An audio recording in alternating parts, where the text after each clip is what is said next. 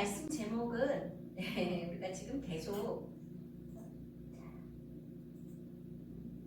새 사람으로 살아가기 이번 달은 그 새 사람으로 살아가기 위해서 우리가 어떻게 돼야 되는지 그 말씀을 계속 다른 본문을 가지고 나누고 있습니다.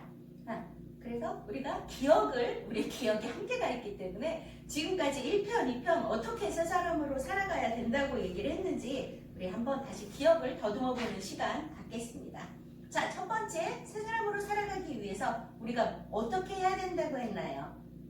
같이 한번 볼게요. 첫 번째, 나는 죽고, 두 번째, 예수를 위해서 살며, 세 번째, 화목하게 하는 자, 세상에서 화목하게 하는 자가 되어야 됩니다. 이 모든 것들은 우리가 바로 그리스도 안에 거할 때 가능하다고 우리가 본문 요절 말씀, 우리 그 말씀 요절 외웠었죠. 그 안에서 이 모든 것들이 가능하게 하는 것이 바로 그리스도 안에 거할 때였습니다.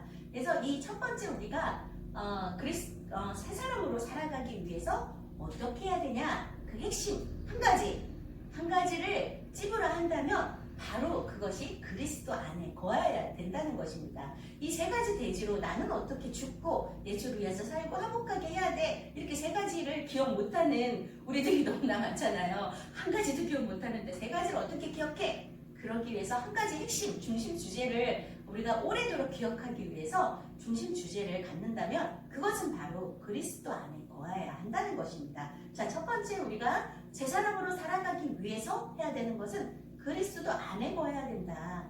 그리스도 안에 거할 때 우리의 모습이 이런 식으로 나타난다고 그 방법적인 부분을 제안을 해드린 거고요. 자, 두 번째, 우리가 새 사람으로 살아가기 위해서 어떻게 해야 된다고 했나요?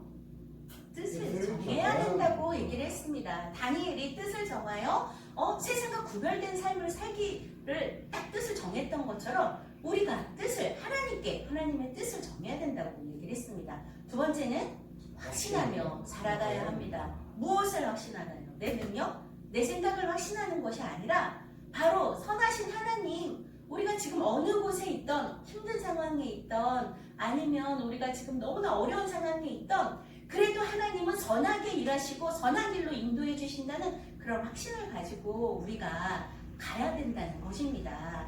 그래서 이 모든 것을 우리가 한 가지로 중심 주제를 핵심으로 꼽는다면 그것이 바로 하나님의 뜻을 구해서 그 하나님의 선하신 뜻을 우리가 항상 깨닫고 살아야 한다는 것입니다. 자, 두 번째 핵심 주제가 뭐였다고요? 하나님의 뜻을 구해야 된다. 그럼 첫 번째 핵심 주제는 뭐였죠? 뭐였어요? 기억을 해야지.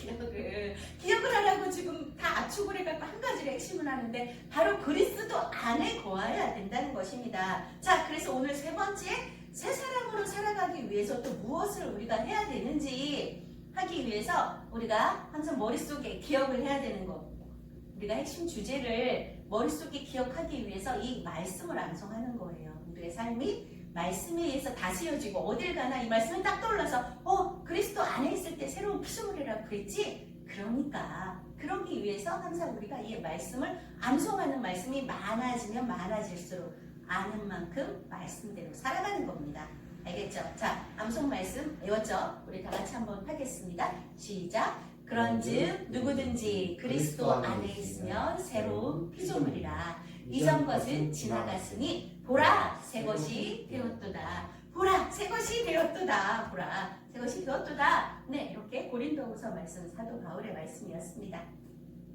자, 그리고 또 두 번째 핵심 주제가 하나님의 뜻을 구해야 된다고 했는데 어떻게 하나님의 뜻을 구해야 되는지 이 말씀 또한 우리가 외워야 암송을 해야 이 말씀대로 또 살아갈 수 있죠. 계속 생각을 하겠죠. 우리한테 떠오르게 하시고 자각하게 하시고. 자, 다시 우리 다 같이 시작. 너희는 이 세대를 본받지 말고 오직 마음을 새롭게 함으로 변화를 받아 하나님의 선하시고 기뻐하시고 온전하신 뜻이 무엇인지 분별하도록 하라. 아멘. 외워졌나요? 외웠어요? 네? 우리 다시 한번 이 말씀 우리가 이 하나님의 뜻을 어떻게 구해야 되는지 너무나 중요한 말씀이기 때문에 다시 한번 할게요. 시작! 너희는 이 세대를 본받지 말고 오직 마음을 새롭게 함으로 변화를 받아 하나님의 선하시고 기뻐하시고 온전하신 뜻이 무엇인지 분별하도록 하라. 분별해서 우리가 이 말씀대로 살아갈 수 있도록 꼭 암송합시다. 네, 오늘 말씀입니다. 오늘 말씀 아까 영상을 봤는데요. 자, 오늘 말씀 이 영상을 통해서 우리가 쭉 말씀을 봤는데 오늘 본문 말씀 중에서 이번 주 암송 말씀을 가져왔습니다. 이번 주에 우리가 암송할 말씀은 우리가 저번 때 로마서 12장 2절 말씀을 암송했는데 바로 그 앞에 있는 1절 말씀입니다. 이 말씀도 이 로마서 전체를 다 아우른다고 할 수 있을 만큼 중요한 말씀인데요. 이 1절 말씀이 워낙에 좀 길어요. 그래서 앞부분에 사도 바울이 주의 자비하심으로 권하노니 이런 말씀을 좀 앞에 뺐고요. 우리가 꼭 기억해야 하는 말씀, 자, 이 말씀 같이 한번 읽어보겠습니다. 시작! 너희 몸을 하나님이 기뻐하시는 거룩한 산 제물로 드리라. 이는 너희가 드릴 영적 예배니라. 아멘. 네, 이 말씀을 우리가 한 주일 동안 또 전에 배웠던 암송 말씀과 같이 우리 머릿속으로 계속 되뇌이면서 이 말씀대로 살아갈 수 있도록 우리가 한번 해봅시다. 네, 그래서 자, 오늘 첫 번째 우리 말씀을 본문을 우리가 그냥 읽어서는 이 본문의 말씀이 하나님이 우리에게 하시는 말씀이 워낙 심오하고 깊어서 우리의 이렇게 무지하고 분별로 없는 우리들로서는 잘 깨달아 알기가 힘듭니다. 그래서 말씀 한 말씀 한 말씀을 우리가 좀 더 깊이 있게 보기를 원하는데요. 자, 처음 1장 12장 1절이 이렇게 시작합니다. 같이 한번 읽어볼게요. 그러므로 형제들아 내가 하나님의 모든 자비하심으로 너희를 권하노니 라고 시작을 하고 있습니다. 자, 12장의 첫 절부터가 그러므로 라고 접속사 앞에 문장과 뒤에서 이어서 접속해주는 접속사로 시작을 해주고 있어요. 그러면 이 12장은 별도의 전혀 다른 말씀이 탁 시작하는 게 아니고 어떻다는 거예요? 전의 말씀과 이어져 온다는 거잖아요. 그러므로 연속적으로 지금 이어져 오는데 어떤 내용들이 지금 앞에 나오고 있나요? 지금 우리가 성경 통독을 가족들이 같이 하고 있는데 로마서 말씀을 지금 다 시작을 했죠. 앞부분에 지금 믿음의 교리에 대해서 우리한테 알려주고 있어요. 믿음이란 것이 이런 것이야. 주님을 믿는다는 것이 이런 것이야. 이런 이론적인 것을 우리에게 설명을 하고 있는데 이론이라고 막 재미없어 졸려 막 이렇게 생각을 하시나요? 예, 이렇게 생각을 자칫 이렇게 생각을 할 수가 있는데 여러분 우리가 이론을 교리를 모르면서 어떻게 말씀대로 살아가요? 말씀을 모르는데 어떻게 말씀대로 살아가냐고요. 이 믿음이 무엇인지 이 교리를 알아야 우리의 행동이 그 말씀대로 나아가는 거예요. 그러므로 라고 시작하는 이 말씀은 앞에 1장에서 11장까지의 모든 말씀을 다 아우르면서 그 교리가 나의 기본을 쌓고 기초가 되었을 때 그러므로 이 이후에 12장 이후에 이런 삶이 가능하다고 얘기를 하고 있습니다. 그러니까 이 로마서 말씀은 1장에서 11장까지의 말씀은 그럼 교리적인 부분이라고 생각을 하면 돼요. 믿음이란 하나님을 믿는다는 것이 무엇인지 그거에 대해서 설명을 우리에게 알려주고 있고 12장부터는 거기에 대한 어떤 삶에 어떻게 적용을 해야 될지 그 방법론적인 부분으로 지금 나아가고 있는 거거든요.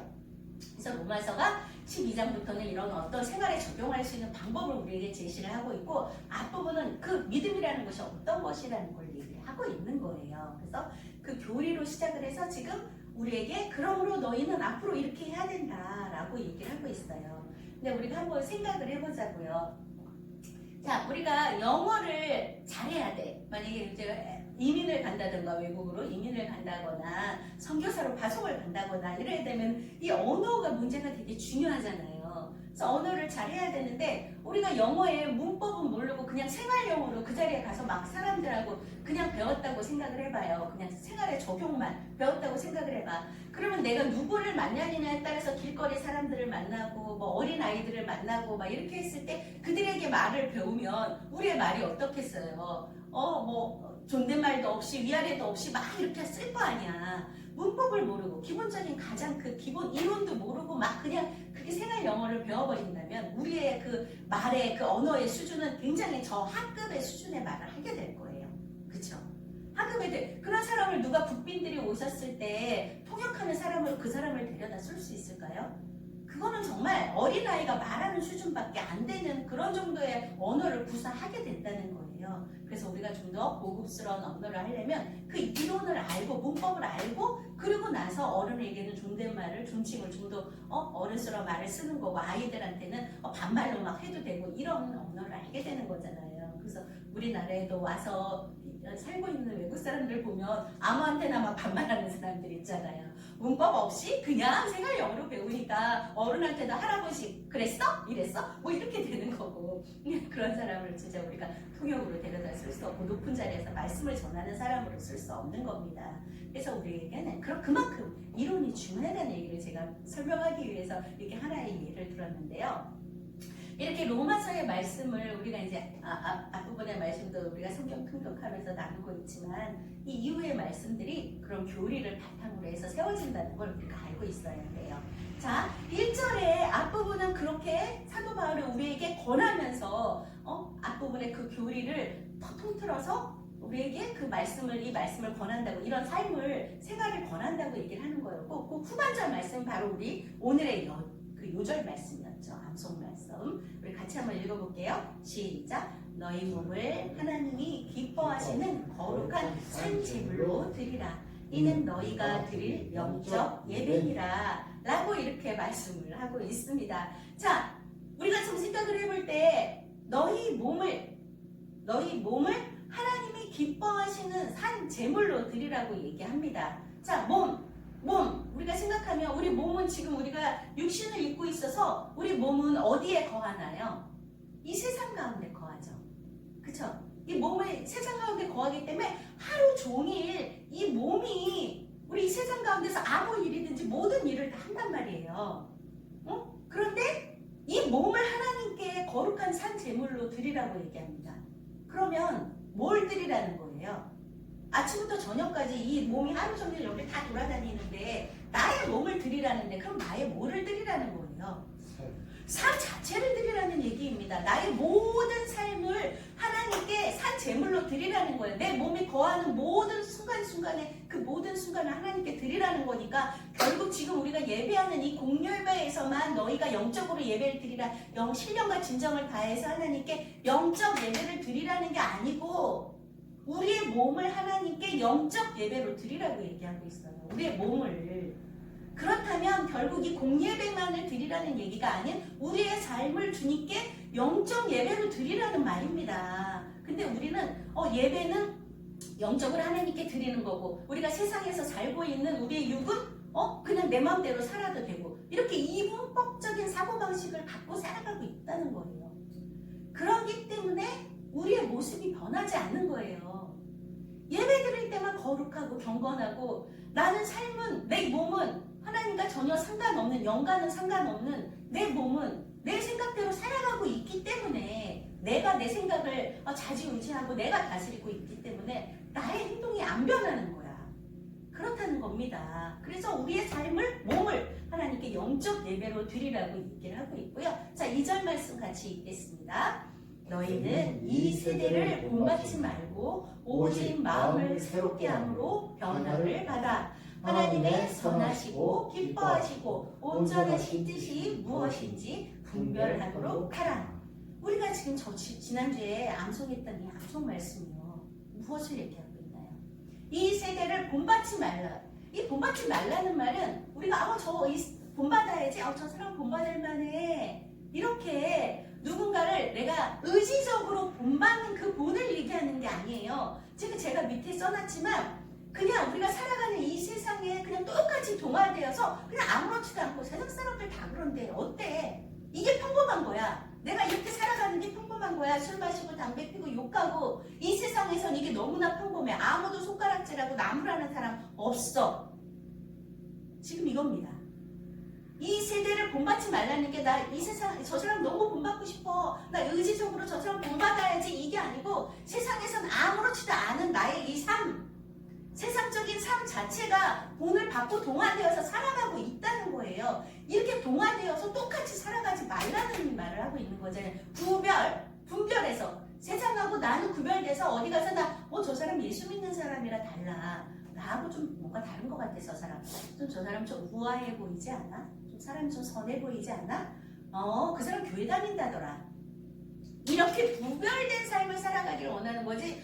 저 사람이나 그냥 똑같아. 그냥 저 사람 욕을 먹진 않지만 그래도 그냥 세상하고 하나도 구별됨 없이 그냥 세상 사람으로 보여진다면 나는 하나님의 자녀가 아니라는 겁니다. 무슨 말씀인지 알겠죠? 세상에서의 나는 정말 평범하고 나쁘지도 않고 아무렇지도 않은 사람이지만 그 사람은 하나님의 자녀는 아니라는 거야. 구별되지 않았기 때문에. 그 얘기를 합니다. 그래서 온전하신 뜻이 무엇이든지 분별하도록 하라. 이 얘기는 하나님이 과연 원하시는, 기뻐하시는 게 뭐지? 내 행동, 이 행동을 지금 하나님이 기뻐하실까? 내가 담배 피고 술 마시고 욕하고 하나님이 지금 내 앞에서 지금 그리스도 안에 있는 내가 사람이라면 그리스도 안에 있다는 건 뭐예요? 주님이 항상 나와 함께해서 나의 일거수일투족을 다 보고 계신데 과연 하나님이 웃으면서 나를 보고 계실까? 웃어주실까? 기뻐하실까? 나를 자녀라고 하실까? 아니면 나는 하나님의 자녀라고 세상에 나아가면서 기독교인이라고 얘기하는데 하나님은 정작 심판날에 나는 네가 누군지 모르겠다. 네가 내 자녀였니? 라고 묻는다면 어떡할 거예요? 그거를 얘기하고 계십니다. 그래서 항상 하나님이 원하시는 삶이 무엇인지 우리가 항상 구해야 된다는 거예요. 그래서 우리가 첫 번째 우리가 첫 주차에 가졌던 그리스도 안에 있으면 새로운 피조물이라. 그것을 우리가 핵심 주제라고 했잖아요. 우리가 새 사람이 되어서 살아가기 위해서 우리가 하나님과 함께 그 안에 있다는 것을 우리가 깨달아야 된다는 게 첫 번째 핵심 주제였다면 바로 이겁니다. 주님과 동행하면 어때요? 어떻게 되나요? 바로 아까 얘기했듯이 삶이 예배가 되는 거예요. 우리 몸이 거하는 이 자리가 다 예배가 돼야 된다는 겁니다. 그게 바로 진정한 주님과 동행하는 삶이 되는 거예요. 우리의 일상이 아침부터 저녁까지, 아침에 눈을 떠서 밤에 잠자리에 들 때까지 이 모든 일상이 주님과 동행하고 주님 안에 거할 때 이런 행동이 나올 수밖에 없기 때문에 그렇죠. 그래서 우리 삶이 예배가 되어야 한다는 것입니다.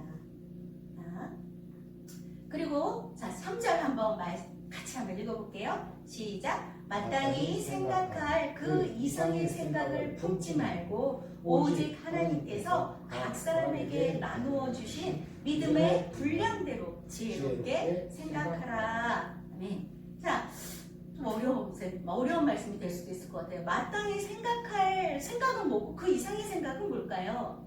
나름대로 여러 가지를 주석이나 이런 여러 가지 이렇게 표현한 말들이 있지만 제 나름대로 주석을 만든다면 저는 이 마땅히 생각할, 우리가 일상생활 속에서 우리가 마땅히 생각할 그 이상의 생각이란 과연 무엇을 얘기하시는 걸까라고 생각을 해봤어요. 나만의 주석이죠. 그것은 내가 하나님의 자녀로서 품어야 되는 생각, 그 이상의 생각, 그걸 만약에 죄악과 연결을 한다면 그 아담과 하와가 하나님께서 선악과는 따먹지 말아라. 그러면 너희가 죽으리라 라고 했는데 자, 사탄이 와서 유혹을 합니다. 진짜 죽는데? 진짜 죽을 것 같아? 아니야. 하나님이 너희들이 이 선악과를 따먹으면 하나님보다 더 하나님과 같은 존재, 하나님처럼 그렇게 하나님이 세상을 만드시고 이런 창조자와 같은 사람이 될 거기 때문에 너희들을 못 먹게 막으신 거야 라고 유혹을 하죠. 그랬더니 감히 피조물이 조물주가 되기 위해서, 창조자가 되기 위해서 생각하면 안 되는 그 이상의 생각을 가졌습니다. 그래서 우리가 정녕 이렇게 죽을 수밖에 없는 존재로 됐잖아요. 그거하고 똑같은 거죠.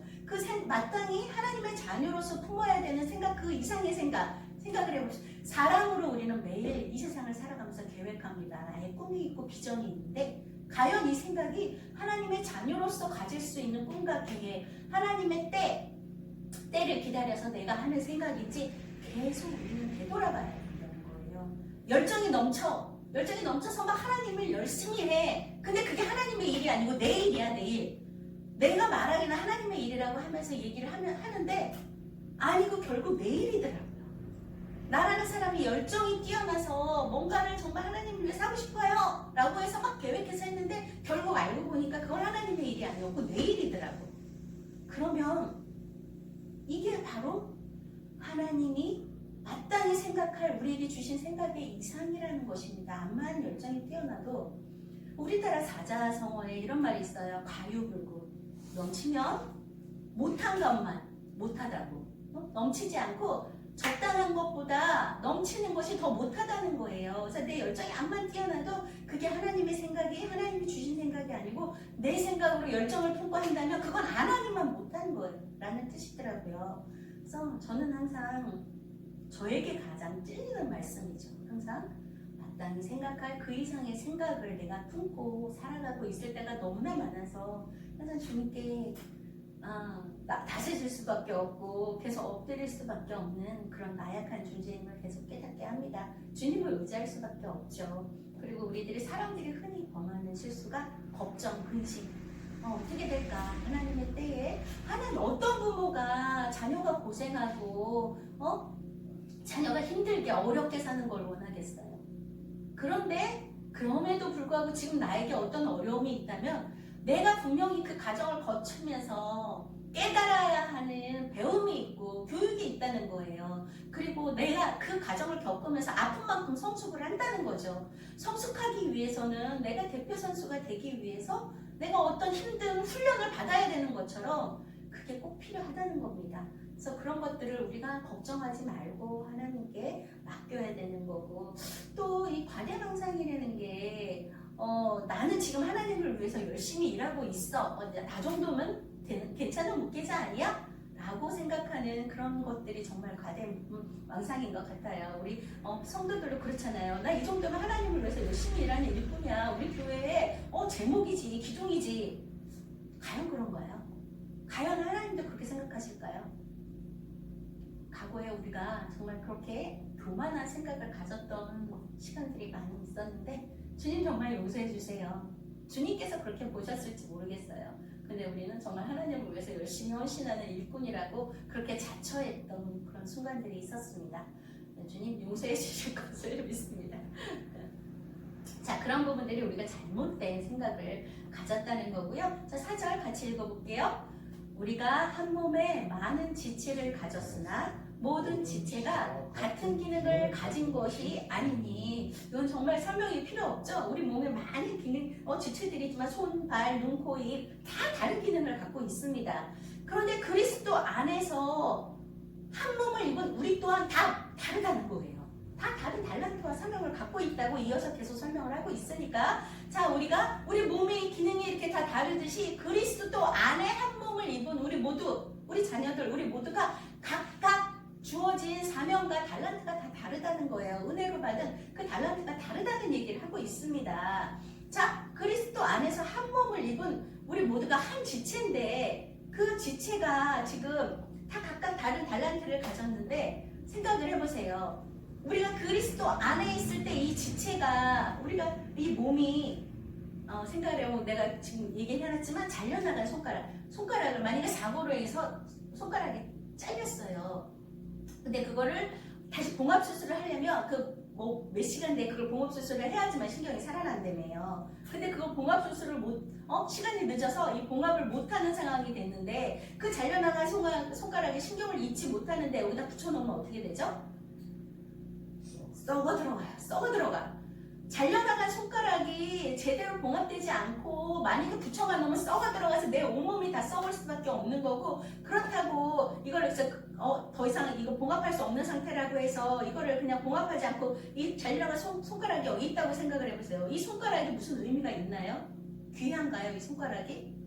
아니요. 이 발가락은 잘려나갔다면 아무짝에도 쓸모없는, 진짜 썩어서 흙으로 돌아갈 수밖에 없는 그냥 신체의 일부밖에 안 되는 거예요. 하지만 붙어있을 때 이렇게 붙어있기 때문에 이 모든 손과 발이 의미가 있는 거거든요. 그래서 우리는 하나님 안에 붙어있고 하나님 안에 거해야 되는데 우리가 지금 그러지 못하고 있다는 거예요. 그러지 못하고 있기 때문에 지금 우리가 그렇게 내 생각대로 살아가고 하나님과는 상관없이 내 생각, 내 뜻대로, 내 마음대로 막 이렇게 살아가고 내 마음대로 말하고 행동하고 다른 사람한테 상처를 주고 이렇게 살아가고 있다는 거죠. 왜?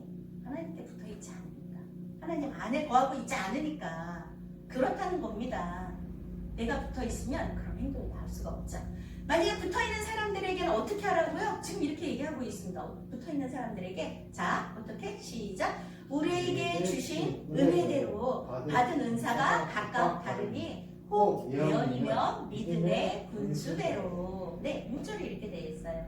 우리에게 이 모든 주신 달란트가 하나님의 은혜로 주셨다는 거예요. 내가 잘나서 능력이 있어서 내가 뭐 이렇게 내가 노래를 뭐 잘 못하지 어땠지만 내가 노래를 잘하고 목소리가 이쁘고 뭐 한다면 이 모든 것들은 내가 잘나서가 아니고 하나님의 은혜로 내가 받은 거죠. 내가 은혜로 받아서 목소리가 좋네, 성공하지, 네, 막 그런 얘기를 들었어요, 과거에. 그렇다면 그건 다 하나님의 은혜로 은사 받은 그 은혜로 내가 받은 그 은사 달란트인데 내가 이 달란트를 나를 자랑하는 데 쓰는 게 아니고 지금 하나님 말씀을 전하는 데 사용하고 있잖아요. 내 이 목소리에 그 하나님이 주신 은혜로 다른 사람보다 다른 사람들이 더 귀에 잘 들을 수 있게끔 뚜렷한 목소리로 하나님의 말씀을 전하는 데 사용하는 것. 이것이 바로 하나님의 원하신 은사, 내가 받은 은사를 하나님의 그 일로 사용하는 것이죠. 그러면 예언이면 믿음의 분수대로 이 시대의 예언이라는 것은 그 말씀을 얘기합니다. 하나님의 말씀을 전하는 복음을 전하거나 내가 이렇게 앞에 서서 설교를 하거나 이런 것들이 바로 이 시대의 예언이라고 표현을 했는데요. 하나님의 말씀을 얘기하는 거. 이거를 그 믿음의 분수대로라고 얘기를 하고 있습니다. 그러면 믿음의 분수대로라고 얘기하면 이 분수대로가 어떻게 느껴져요? 내 믿음이 있는 만큼만 전하라? 어떤 양의 느낌으로 다가오죠. 근데 여기에서 얘기하는 믿음의 분수대로, 분량대로 이 양을 얘기하는 게 아니고요. 여기서는 하나님이 주신 말씀, 그 말씀 그대로 같이 기준을 얘기하는 거예요. 우리가 몸무게를 재려면 저울에 올라가는 것처럼 그러면 내 몸무게를 재는 기준이 뭐가 돼요? 그 저울이 되는 거잖아요. 그 저울에서 몇 킬로 그러면 나 지금 만약에 뭐 50킬로야 60킬로야 이거는 이 저울이 기준이 되는 거잖아요. 그러니까 하나님의 말씀 그 분수대로라는 건 그 기준대로를 얘기하는 거예요. 말씀의 그 기준, 잣대, 내 말씀의 잣대가 하나님의 그 말씀에 있다는 그 잣대대로만 얘기하라는 거지 내가 거기에 내 생각을 섞어서 그렇게 내 마음대로 그렇게 하면 안 된다는 얘기를 하고 있습니다. 그러니까 양의 개념이 아닌 기준, 잣대의 개념이에요. 이 분수대로라는 거. 자, 그리고 또 섬기는 일이면 섬기는 일로, 가르치는 자면 가르치는 자로, 자, 이렇게 다 얘기를 하면서 또 위로하는 자면 위로하는 일로. 이 8절 말씀 마지막 절이니까 한번 같이 읽어볼게요. 시작. 혹 위로하는 자면 위로하는 일로, 구제하는 자는 성실함으로, 다스리는 자는 부지런함으로, 긍휼을 베푸는 자는 즐거움으로 할 것이니라. 아멘. 자, 이 말씀을 보면서 전 그런 얘기를 했어요. 그런 생각을 했는데 어떤 분들은 그래요. 이 성경 말씀이 뭐 방법서가 아니야. 우리가 삶을 어떻게 살아가야 되는지 방법을 가르쳐주는 그런 책은 아니야. 막 이렇게 말씀하시는데 아니요. 성경 말씀은 우리에게 이론뿐만이 아니라 방법까지도 삶에 적용할 수 있는 적용까지도 가능하게 하는 적용서, 방법서라고 저는 얘기하고 싶어요. 자, 로마서에서 1장에서 11절까지가 우리의 믿음에 우리가 어떤 생각을 갖고 믿음 생활을 해야 될지 이론적인 부분을 얘기했다면 이 12장에서는 그 방법까지도 지금 제시를 하고 있어요. 우리에게 어떻게 하라고? 위로하는 자는 위로하는 일로 하고 구제하는 자는 성실하게 나태하게, 그리고 막 월권으로 내가 널 구제했으니까 난 너보다 위야. 그 사람을 낮추면서 내가 그 위에서 막 월권적으로 뭔가 이렇게 하려는 그런 마음이, 이 성실함이라는 말은 신실함, 그런 얘기를 포함하고 있는 거예요. 자, 다스리는 자는 부지런함으로, 이 모든 것들이 다 내가 권위적으로 이 사람들 위에 서서 다스리고 이게 아니에요. 부지런하게 일꾼이 일하듯이 성실하게 그렇게 하라는 겁니다. 하인이 일하듯이 열심히 주인을 위해서 일하듯이 그렇게 하는 것이 성실하고 부지런하다는 거예요. 그리고 어려운 이들에게 긍휼을 베푸는 것도, 제가 나보다 못하기 때문에 내가 긍휼을 베풀어, 이게 아닌 거죠. 하나님의 것을 하나님의 일로 돌려보내는 게 당연한 일인 거거든요. 근데 그것을 내가 저 사람보다 낫다 이런 생각을 갖고 해서는 안 되는 것입니다. 그래서 마지막 절을, 오늘 말씀의 마지막이에요. 12장의 뒷절에도 더 방법을 제안하는데요. 그건 다음 주에 이어서 우리가 볼 거고요. 이번 주는 이렇게 8절로 말씀을 마치려고 하는데, 이 모든 것을 뭐로 하라고 그래요? 즐거움으로 하라고 얘기합니다. 억지로 어쩔 수 없이 하는 거 아니고, 내가 이거 안 하면 하나님이 나한테 복 안 주실 것 같아서 억지로 하는 거 아니고 기쁘게 즐겁게 웃으면서 하라는 겁니다.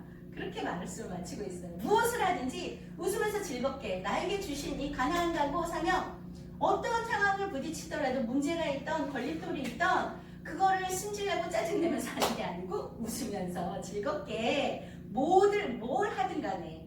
자, 다스리는 자는 정치인들 생각을 해봅시다. 그게 직업이야. 근데 그거 일하면서 자기하고 반대의 생각을 갖고 막 싸우는 그런 사람들하고 싸우고 이게 아니고 의견을 조율해서 즐겁게 해나가야지. 나하고 반대되는 의견을 가진 사람이 전혀 없으면 그게 말이 돼요? 그 공산당이지.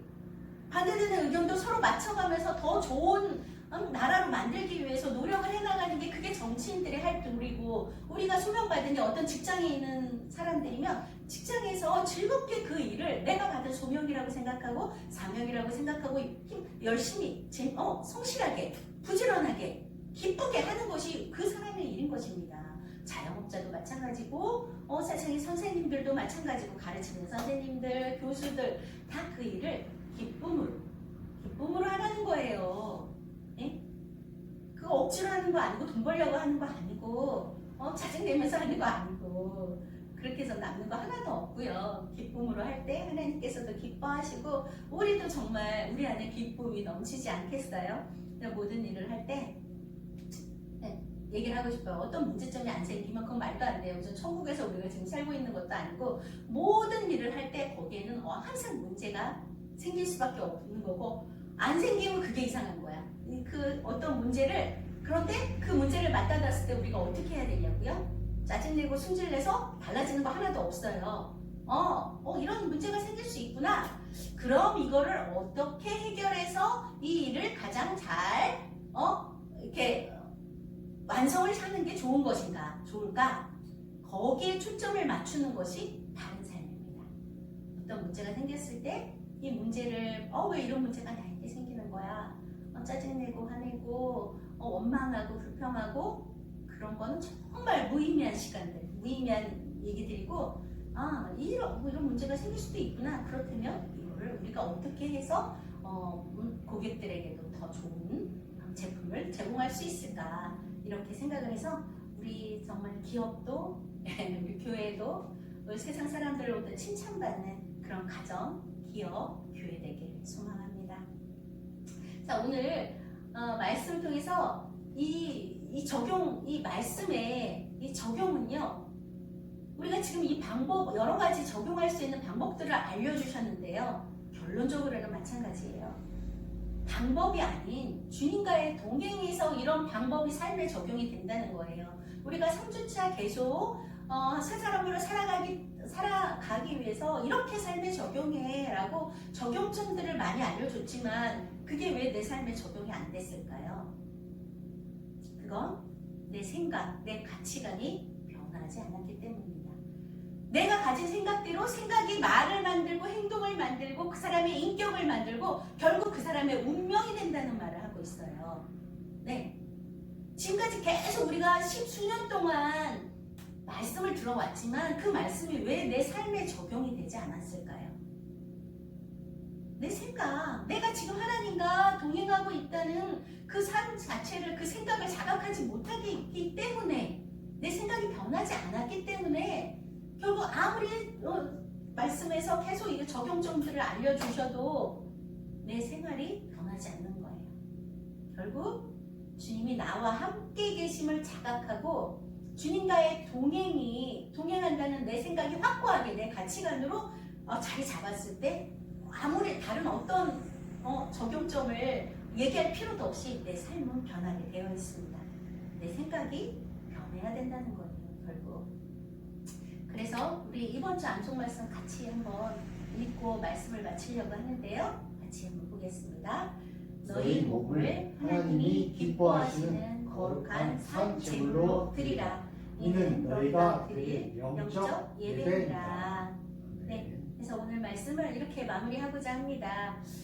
그런데요, 막 말씀에 진짜 돼지가 많고 막 이러면 하나도 겨우 못한다 해서 딱 예배 끝나고 딱 교회 문을 열고 나가면서 오늘 들은 말씀이 뭐예요? 이러고 물어보면 잘 모르겠는데요. 모르겠다. 뭐였지? 뭐 이런다는 거예요. 그럼 한 가지만 생각하세요. 자, 오늘 말씀의 핵심 주제는 이겁니다. 우리가 그리스도 안에서 생각하라. 우리가 그리스도 안에 있다는 것을 자각하라. 그러니까 생각 자체, 우리 생각이 그리스도 안에 있다는 걸 항상 생각해야 돼요. 하나님의 주님이 나와 함께 동행하시고 내 옆에 같이 계시다는 걸 항상 자각하면 내 행동이 말이 함부로 나갈 수가 없죠. 결국 생각입니다. 오늘의 핵심 주제 뭐라고요? 생각. 내 생각을 바꾸라는 겁니다. 알겠죠? 자, 기쁜 되기 원하네 내 마음을 새롭게 하소서 새 부대가 되게 하여 주사 주님의 빛 비추게 하소서 내가 원하는 한 가지 주님의 기쁨이 되는 것 내가 원하는 한 가지 주님의 기쁨이 되는 것 내 마음 드립니다 나의 모든 것 받소서 나의 마음 깨끗게 씻어주사 주의 길로 행하게 하소서 내가 원하는 한 가지 주님의 기쁨이 되는 것 내가 원하는 한 가지 주님의 기쁨이 되는 것 내가 원하는 한 가지 주님의 기쁨이 되는 것